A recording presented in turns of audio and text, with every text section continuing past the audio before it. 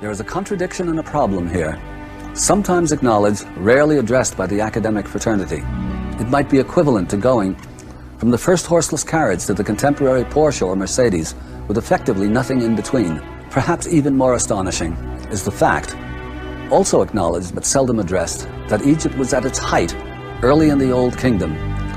Nothing produced by Egypt thereafter surpassed and seldom equaled the masterpieces of the Old Kingdom.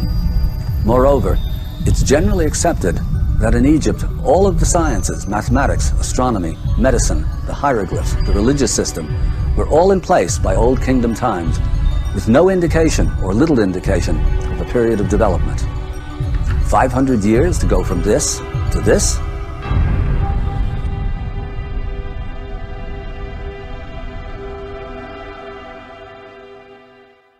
Something here is not correct.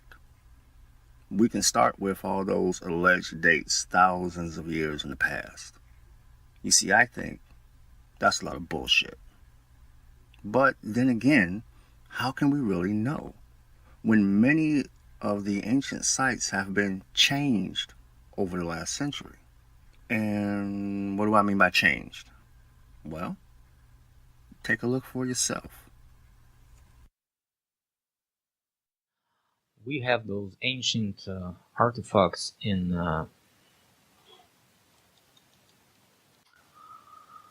like Bolivia, and it was found and pictured in 1905. Look how it was found. Look at this place right now. It's a whole different story.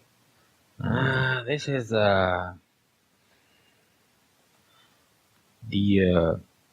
Bolivia, and is 1892, and the picture of some temple or something like that. Oh, this is a temple of Kalasasaya or whatever. So this is how it looks right now. We can see it's being rebuilt. Nobody's telling us. They're just lying us. Well, look at this Odeon of Herodotus, Atticus, Greece. It's a 1868 to 1875 picture, and look at it right now. It's a whole different story. But we can see a whole bunch of mess here.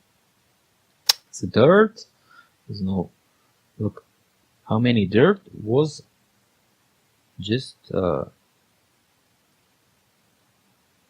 laying around all this place, you know.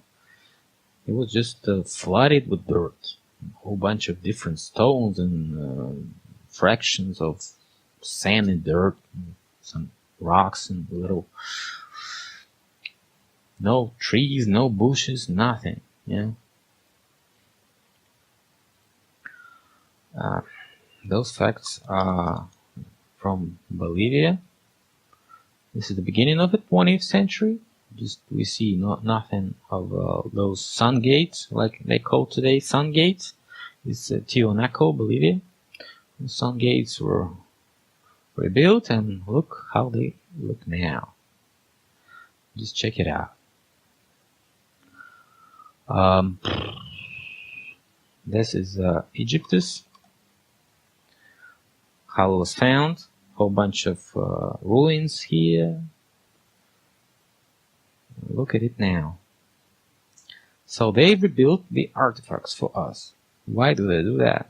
Why don't they leave them in this state, ruined state, you know? Because they don't want us to know about the destruction of those artifacts. Who destroyed them? We'll talk about it later.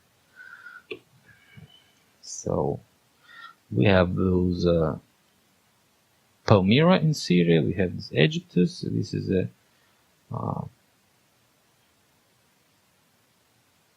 Palmyra or Palmyra. This is a Luxor in Egypt.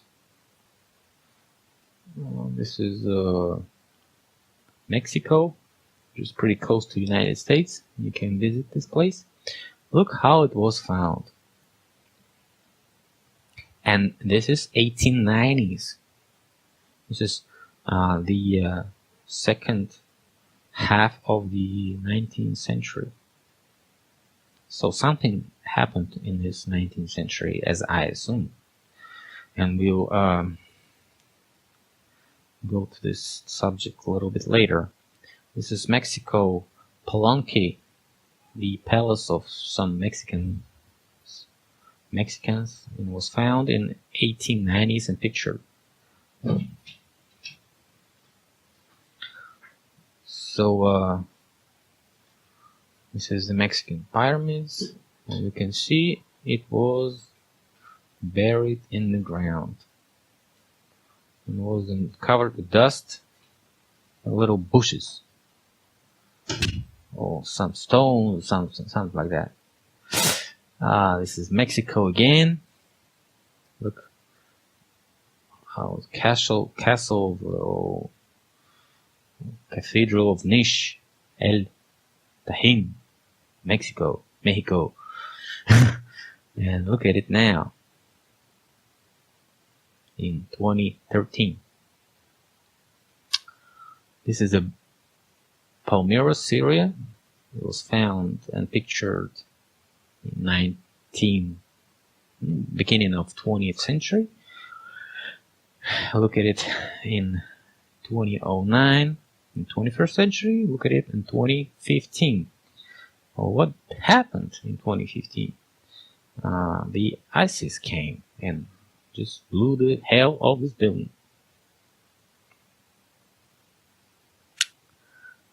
This is Pakistan. This is Egypt. You quite see it. No heads on. Nothing.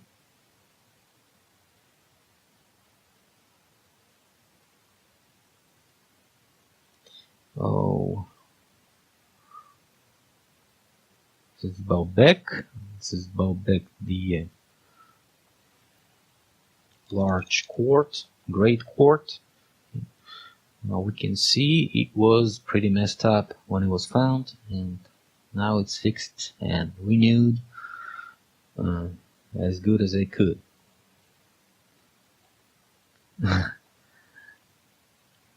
And this is Baalbek too.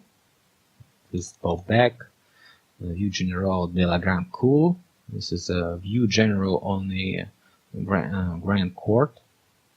Look how it was found in and pictured, not found, but pictured in 1870s. Look at it now. It's two different places. This is Baalbek 2, this is Baalbek 2, this is Baalbek 2. So a whole bunch of Baalbek construction details were renewed, like those columns, those stones up there. Why did they put them up? Nobody knows. Where the cranes which lifted those stones, we don't know.